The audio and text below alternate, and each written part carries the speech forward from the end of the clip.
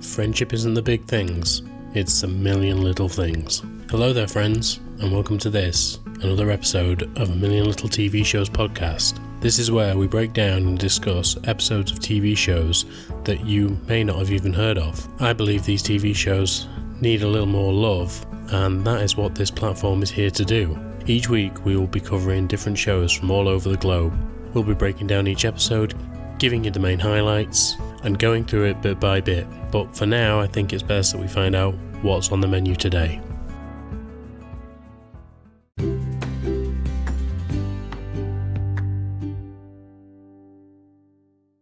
Hello there, and welcome back to this, A Million Little TV Shows podcast. This is now episode 13 of season 5, so this is the end of season 5, and we've got a lot of exciting programs to come up in season 6, and I'm going to run through those in a moment. But since it's the end of season 5, and we all know what's coming, A, it's in the title, and B, hopefully you've been following the podcast so you know what's coming. But today we're going to be focusing on the final 3 episodes of Ginny and Georgia season 1. As you know, I love this show so much, especially Georgia's accent. It just does things to me, so I want to get into it as soon as possible, and I want to hopefully have season 2 finished by the time that season 3 comes around, so maybe we can watch that sort of together. But it's been such a fun season so far. I've covered so much stuff, but as you know, A Million Little Things has finished, so now it's just going to be a free-for-all. Well, it's not, I've organised it, but it's going to be a free-for-all. And I certainly know there's going to be no mainstay programme where, for instance, Inside Number 9 is going to be there, but once season 9 comes of the show, then that's going to be gone as well. And to be fair, it's not really a backbone show to have, whereas A Million Little Things has got a big storyline behind it. It's got a lot of driving force behind it, and it's, as far as I'm concerned, probably one of the biggest shows that I'm doing. But like I say, this season is coming to an end, so let's have a look at what is coming in season 6. So we are going to be picking up again with Hannibal. That's going to be season 2, and I genuinely cannot wait for this. I'm still hoping for news on a season 4, and hopefully that comes very soon, because by the end of, I think it's season 8, we will be done with Hannibal as well. So if we can get some update before then of Hannibal, obviously I'll keep you guys informed if I see anything. Hopefully if you see anything, you'll let me know. We're going to be going inside number 9 for season 6. Now, I loved season 6, and I've loved up to the end of season 9. In my opinion, I thought it fell off in the last 2 episodes, but everyone else seems to rave about them, so maybe I will change my mind by the time we get there, but that's not for another year, so we don't have to worry about that too much just yet. We're going to be back off to Santa Clarita for the Santa Clarita Diet. We're going to be joining Timothy Oliphant and Drew Barrymore again in their zombie comedy, and I genuinely love that show so much. It makes me giggle so hard. I can't wait. It's going to be such fun. And then we're going to be hitting 3 new series. 2 that are one-offs and 1 that is a very, very short series, but I think needs to be included because it's a very cleverly done series. First of all, we have a thing called Mr. Bates versus the Post Office. Now, if you're in England, this basically, from I think November, essentially took over on TV. Everyone heard about it, then everyone watched it, and then no one shut the fuck up about it. And I haven't seen it yet, but I've heard so much about it, and I know that Toby Jones does an incredible job in it, and Hayley Hesmondhalgh from what I've heard, so I really want to watch this show. I know the basic premise of it, I know the fallout from it, and this is based on a true story, so it's something that was so shocking when it came out that we, as the British public, can't believe that it took so long for this to actually happen. So I want to talk about that because it's an important subject. And then my good friends over at National Treasure Hunt podcast know that I'm doing this, and they've said that they will possibly mention it on their show as well. So I will be dealing with National Treasure Edge of History, and hopefully I can do it justice. They do it a hell of a lot better than I do, but they do it in a very different way to what I'm going to be doing it. So go listen to them. They're fantastic. They're great people. I chat to them quite a lot. So, go see them, visit them. They're doing a lot of tours and stuff as well. So it's important that if you are a National Treasure fan, that you go follow that podcast. And then I will also be covering a thing called Criminal UK. Now, there is a franchise out there that I think this was on Netflix. So it's Criminal UK, Criminal Germany, France, and Spain. And it's a very simple premise, but a very clever premise as far as I'm concerned. You know that I'm very much into someone in a room doing something. For instance, Inside Number 9 I think is fantastic because it's all based in one room or based in a certain area labelled Number 9. And I just find it so clever when a whole series of something can come out of that one room. So for instance, it's all based within an interrogation room and it's got some pretty big names in it. And that's why I want to focus on this show as well. So, I mean, some of the people that play the detectives you probably won't know, but for instance, David Tennant, Hayley Atwell, Kit Harington, Kunal Nayyar, like, he's from The Big Bang Theory. It was crazy that they got him for this. Sharon Horrigan, who we're going to cover a lot of her actual TV shows later on. Lalita Chakrabarti. Like, there's so many incredible actors in this that I needed to do it. It's just such a good show and a really good showcase of their acting abilities, so I just wanted to do it. But I think that's enough for me rambling right now, so we need to get into the show, Ginny and Georgia. So that's season 6 sorted and you know what's coming. But as for today, this is Ginny and Georgia, season 1, episodes 8 to 10. Episode 8, check 1, check other. Okay, so as we discussed previously, we know that Zion is now coming into town, and he seems to make quite an impression on pretty much everyone. Like I said before, yes, he is incredibly handsome. And when he gets into town, he starts sending cryptic texts to Ginny. She doesn't know that he's in town. He's a bit of a free spirit, so he goes here, there, and everywhere. And right now, he is in town just to be around Ginny. Or so we think. He heads to the school and picks her up, and Hunter meets him, and he can see that there's a connection between Ginny and Hunter, and obviously she announces him as her boyfriend, but the true telling sign is when she meets Marcus, and straight away he's got his number. He knows what Marcus is up to, and he has a feeling that there's something between Marcus and Ginny, and he tells Georgia as much. But Georgia, she's smarter than that. She knows that things aren't going on between them two, and that's how she says it. She's so confident in her own ability, and she doesn't see everything because she's not looking for it. And so while they were at school, Ginny has been told by both Maxine and Hunter that basically getting into college is going to be a real slog for her because she's behind on everything because everyone else is doing so much other stuff. That getting into college and having all these different after-school activities and things like that, that it makes her stand out more. But Ginny doesn't have any of that. Maxine, I think she lists nearly 20 things that she's doing as sort of after-school activities, and she's burning herself out from it. And Hunter is, in a similar boat. Ginny has nothing. She's got a little bit of language skills, as we know. She can speak Korean, and we know that she speaks a little bit of Mandarin. And she can also play piano. And, of course, she's very well read. But at the minute, she feels like she's lagging behind, and she feels that Georgia is to blame for that. Of course, her mother is to blame for that, because she's a teenager, and you generally tend to blame your mum for everything. Or at least your parents. And so she's frustrated. She doesn't know what to do. She doesn't know what to do for the best. So when Zion turns up, it's sort of a epiphany moment. But there's one thing that she could potentially do, and that is win I think it's the Young Pulitzer Prize at her school and end up in a national competition. And so she begins to write an essay.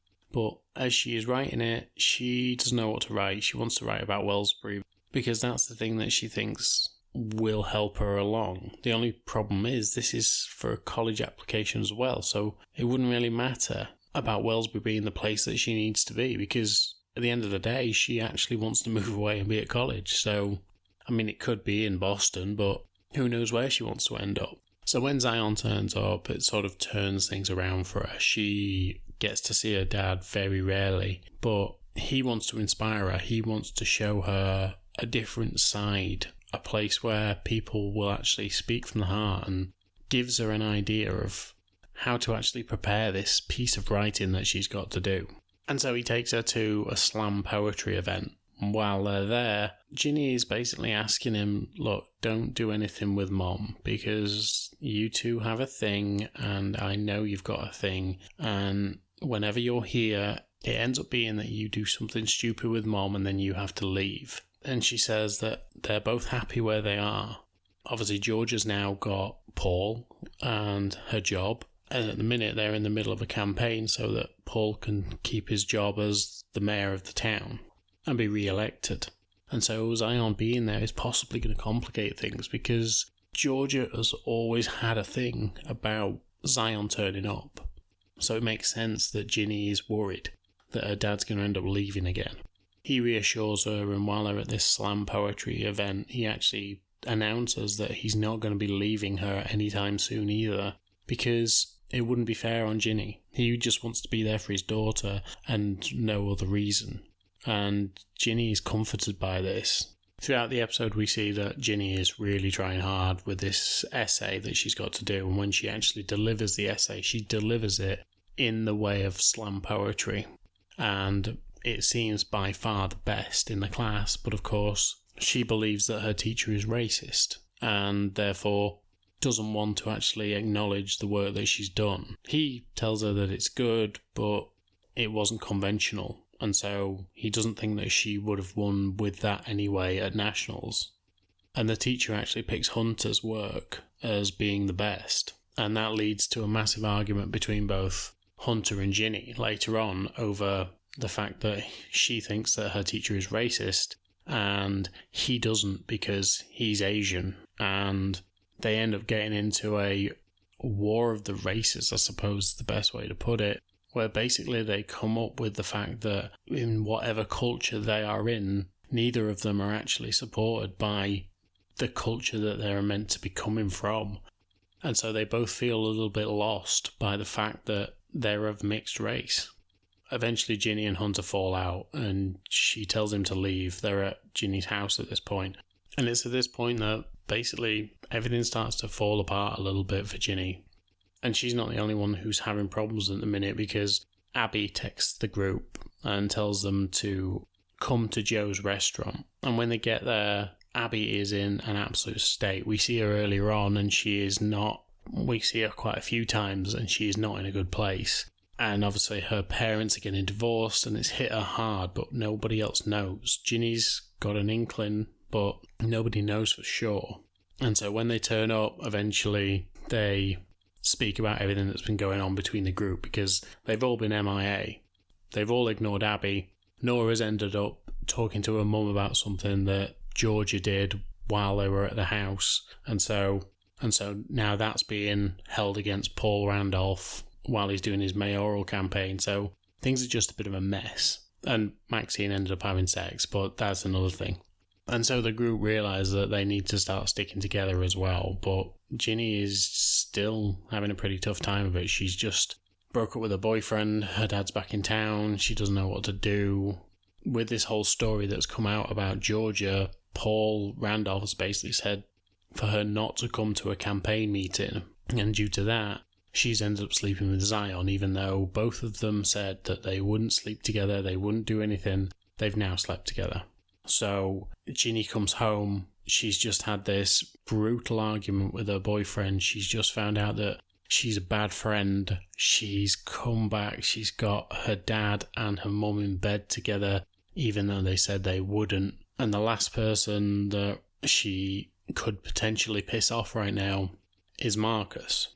And when she goes and sits in her room and tries to burn herself, as she has done previously, Marcus comes through her window. And she's shocked by it. She's shocked by him being there. She tells him it's inappropriate. She tells him that he shouldn't be there. She tells him that this isn't cute, that this isn't something that she wants, and that he's basically a pervert. Earlier on in the episode, we found out that Georgia had also found out that that is how Marcus was getting into the room. And so everything has gotten to Ginny, and she's just pissed off with everyone apart from her friends, but she can't really speak to them about this because that would mean that Maxine would find out about her and Marcus.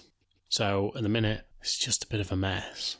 Episode 9, Feelings Are Hard. So at the end of the last episode, I actually forgot to mention that when Ginny had a go at Marcus, Marcus told her that he was in love with her. And afterwards, he ran out once she'd had a go at him, got on his motorcycle, and ended up in an accident. So this is the outcome of that particular incident. So Marcus ends up in hospital. Nothing too bad. A few scratches, bruises, and a concussion, but ultimately, he's fine.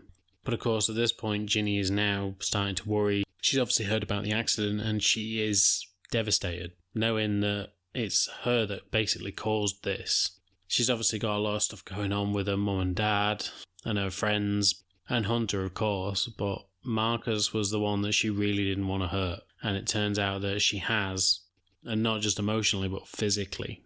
Inadvertently, yes, but still. Zion, however, is causing all manner of chaos in the house, because now that he's back, Ginny obviously doesn't want him to leave, and he's told her as much that he isn't going to. Georgia wants him around, but she's also seeing the mayor. She doesn't want Zion there because she knows what will happen between the two of them. She knows that they will end up having sex. And after Georgia's been to work and comes home that night, Zion is cooking for them and tells both Ginny and Georgia that they're going to be going over to the Miller's house. So Maxine and Marcus's place, and they're going to be providing dinner for that family since they're having a tough time of it. Ginny obviously is ecstatic. She can't wait. She's been trying to text Marcus all day, trying to find out if he's all right and make sure that he knows that she's sorry for what happened and that they should probably talk. But he's been ignoring her, or so she thinks. And so when they get over to the house, Ginny is excited to go and try and see Marcus, but he's convalescing, he's sleeping it off. Now, one thing I do love about this scene, and I say it every time that the guy's on screen, the father of Max and Marcus is phenomenal. The guy is so dry and so funny. For instance, obviously, like I've said, Zion is an incredibly handsome man. He's stated to be 33 in the show. He is a tall, handsome black man. And the dad of this family is your atypical American white guy. He's got a few pounds on him. He's happily married. He's well fed. And his wife is just, they're a happy American couple and they're sweet as fuck. But because he knows he can't compete with Zion, and he's not trying to, and he knows that his wife wouldn't go anywhere near him, but when he asks if they're talking about the handsome man who cooks, he then goes over to the counter and starts making a salad and goes, "See, I can cook too." And the man is just fucking perfect. I love the guy to bits. He's so funny. But anyway, but they go over to the Millers and Ginny goes upstairs trying to go to the bathroom. But obviously she's just going to visit Marcus. She heads into his room and tries to talk to him, but he's cocked out. He's asleep. He's been in a major accident. But it's at this point that Padma turns up, Marcus's girlfriend, or on and off girlfriend, and she basically tells Ginny, look, he's going to break your heart. If you like him, okay, but he is not great. He's going to hurt you, and you need to be prepared for that. And she is speaking from experience. She's been hurt by Marcus. She says he's a stupid boy, but you can tell that she's still got an affection for him. And so later on, when unfortunately Max ends up breaking up with Sophie due to the fact that Max told Sophie that she loved her, and Sophie didn't feel it. And so later on, she knows that Max is way too invested in this relationship, more than she is. And she has to go and break it off with her, so they end up having another emergency meeting. Much like they did in the last episode where Abby told them they were all bad friends. Well, this time it's Max, and she's obviously devastated. She doesn't know what to do with herself, and they rally round and they try and help her out. But this is just now another opportunity for Ginny to try and talk to Marcus. This time she gets a moment alone with him, but when she does, Abby catches them. Abby tries to tell her, look, we don't need this happening right now. You need to just chill out and not be doing anything with Marcus, because in there we have a crisis. Max is trying to contact Sophie and we need to talk her out of this. But Ginny just cannot stop thinking about Marcus. She has liked him since the day that she saw him. And it was only due to the fact that she had a relationship with Max, and also the fact that she saw him with Padma, that she has sort of backed off a little bit, but she's still got feelings for him ever since he crept in that night and they slept together. And now with everything that's gone on, she's just guilt-ridden, but she wants to be with him. She wants to make this work. She doesn't want it to be like her parents, because her parents, they're fucked up, and we'll get to that. And so she goes over and she sees Marcus again. This time she creeps through his window instead of him creeping through hers. And she sits and she talks to him and she tells him how much she loves him. And once again they end up sleeping together, and this time Marcus actually confesses that the first time they slept together was also his first time. And so now they have that bond of actually having sex at the same time. Taking each other's virginity, I suppose that's probably called. But eventually when Ginny goes home, she looks at her phone and she has a text from Hunter, and now he wants to talk. So as much as she doesn't want to be like her mother, she's slightly turning into her, and like I say, we will get to that. However, there is a little side story in this with the fact that when she gets home, she finds Austin in her room, and Austin, earlier on in the day, he was playing hide and seek with Zion and found all the letters that he'd been sending to his dad. And obviously, his dad had never got them because Georgia was keeping them from him. So Ginny tells Austin that just because my dad got took away from me by Georgia doesn't mean that you're getting the same treatment. And so they go off and mail the letters. So speaking of Georgia, she is trying to run this campaign for the mayor, because obviously it is that time, it's getting close to the end date, and she obviously wants him to win, but she can't keep that impulse. But she can't stop that impulse that she has. And now she has started getting a little bit too greedy when it comes to having access to that government money. And she's been forging a few checks within the books. And obviously she is the accounts person, so it doesn't matter what happens with that money. She's embezzling it. She's probably going to pay it back. We can only assume. But at the minute, she's still taking that money. And the one person that she doesn't want to find out that that's happening is Cynthia. But of course, it's TV, and of course she does. So Cynthia is now on the hunt to find out what is going on. And at the end of the episode, we find out that she breaks into the mayor's office and tries to have a look on the system of where these checks are going. And she finds that none of the checks that are to cash actually were for anything. There's no record of these transactions.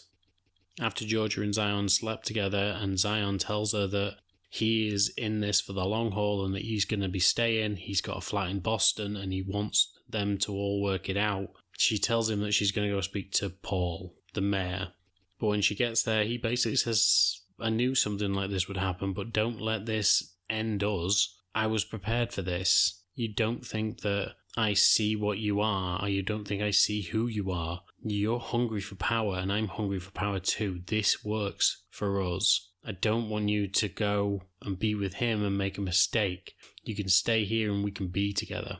And then he pulls out a ring that he tells her, I bought this on our first date. I knew you were the one. I knew you would be the person that would help me through this campaign, but also through my life. And I want to be with you.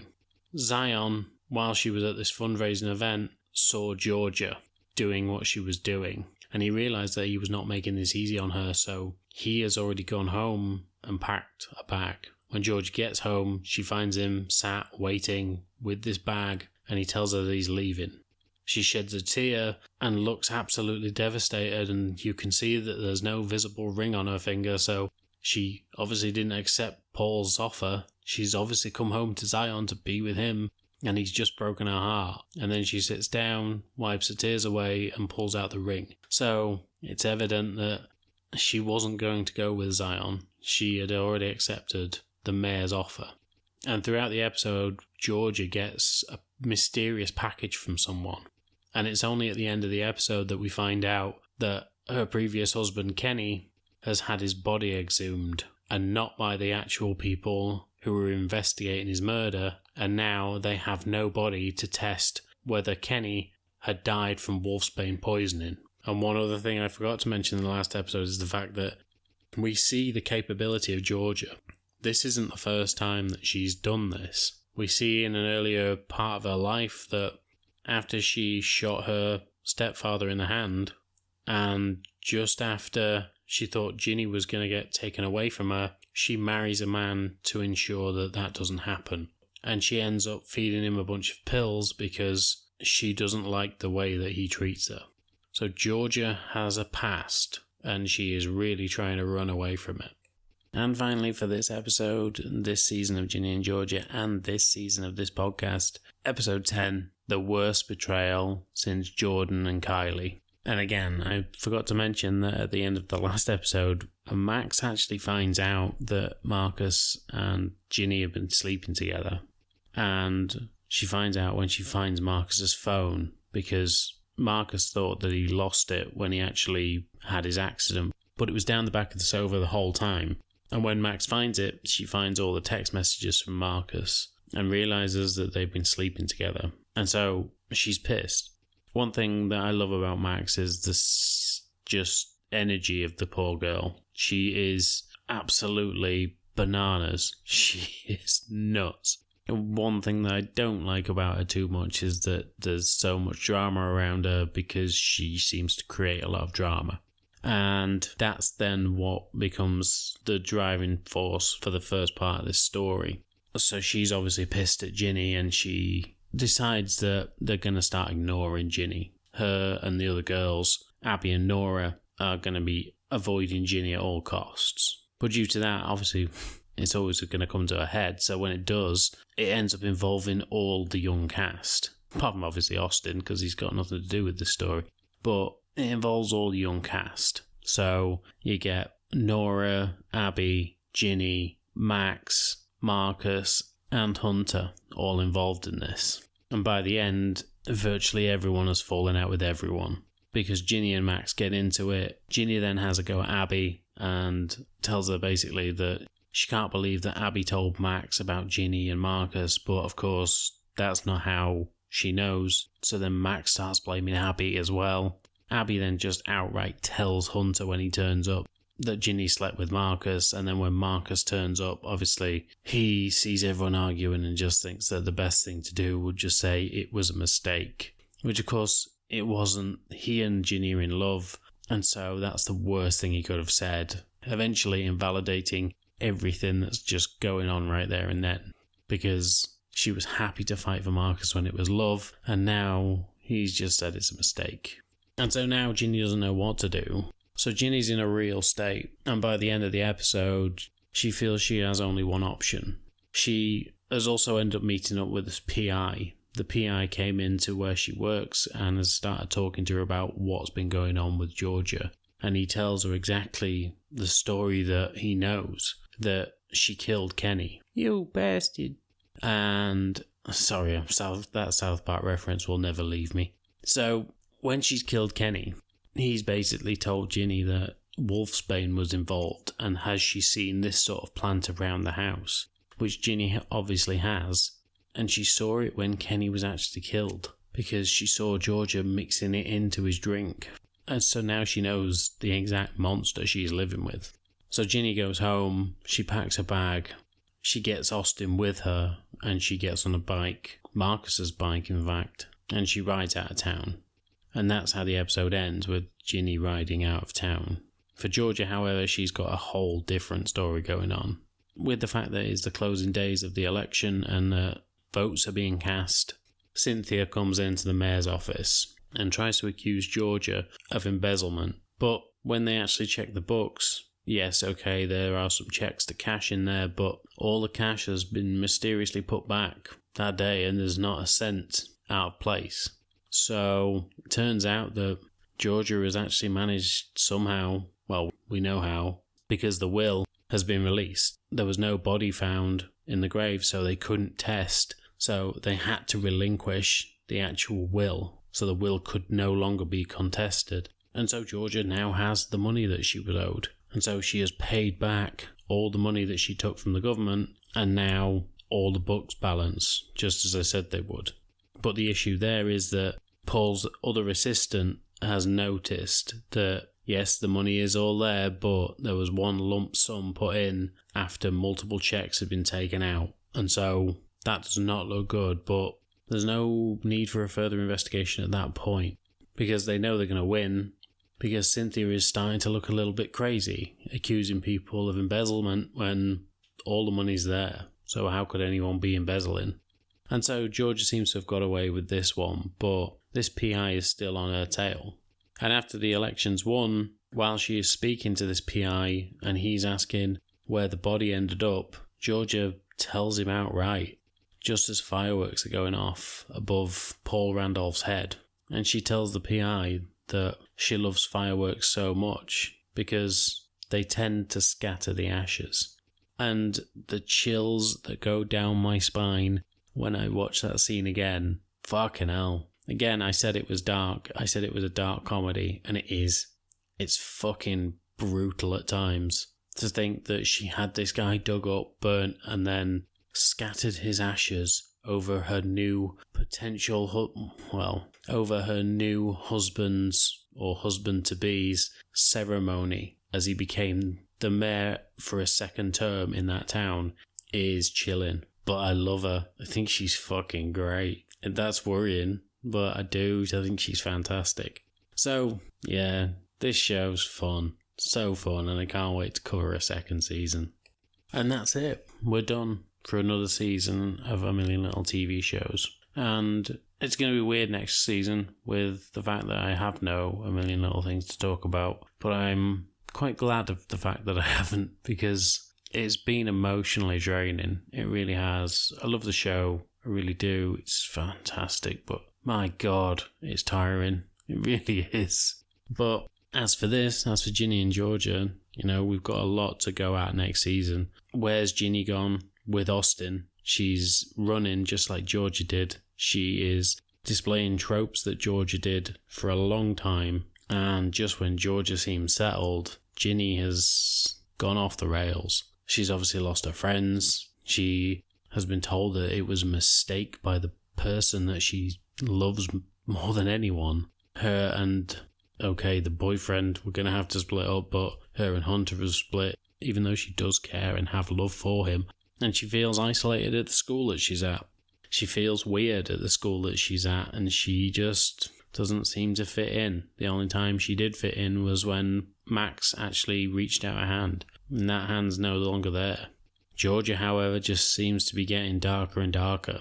At some point during this season, she's had a gun on her daughter. She has displayed tendencies that are psychopathic in their nature, and she is not actually fazed by any of it, it seems. Yeah, I've said that she's doing this to protect her kids, but what happens when her kids run? What happens when her kids are the ones who are scared?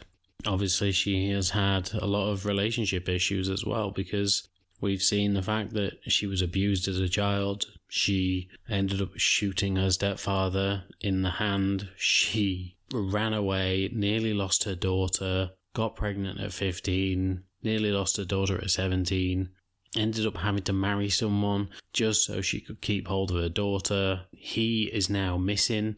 We found out at the end of the episode from the PI that he's found a source that has essentially told him that the guy she married went missing.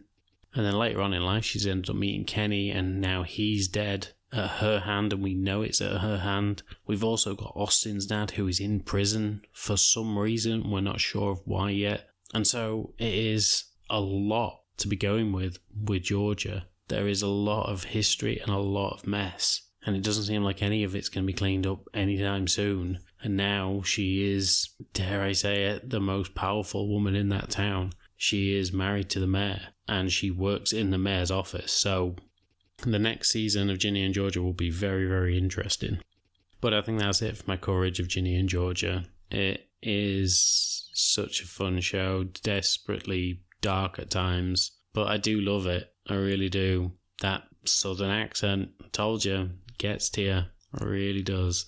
But as I've said, next season, I'll give you the rundown again. We're going to be going to Hannibal Season 2, which I can't wait for. I'm so stoked about that. I forget how good that show is, and then I watch it, and I'm hooked. Inside Number 9, Season 6, which is a very fun season. Back to Santa Clarita for the Santa Clarita Diet. Mr. Bates versus the Post Office, which may be just a British thing. People may not enjoy that one so much, but hopefully you'll stick along with it. It's a 1 episode shot, that's all it's going to be. But I think it's worth it. The story is really worth it. National Treasure, Edge of History, and Criminal UK. So hopefully you'll come with me along the journey for that. You'll enjoy every little bit of it because there are some great shows in there. But as for today and this season, I'm not going anywhere, by the way. I know I say that every time, but I'm not. I'm going to build this for as long as I possibly can, and hopefully there'll be enough of a back catalogue so that one day when I do take some breaks, which again I'm not planning to, it's not as noticeable. But I hope you're all doing well out there. As I record this is the 4th of July, so happy Independence Day to all the Americans that listen. And also it is election day in the UK, so I hope everyone has gone out there and voted who can, because it's been a tough one for the last 14 years, so hopefully it's just about to get better. But I thank you for your time today, and I really hope to speak to you soon. Bye.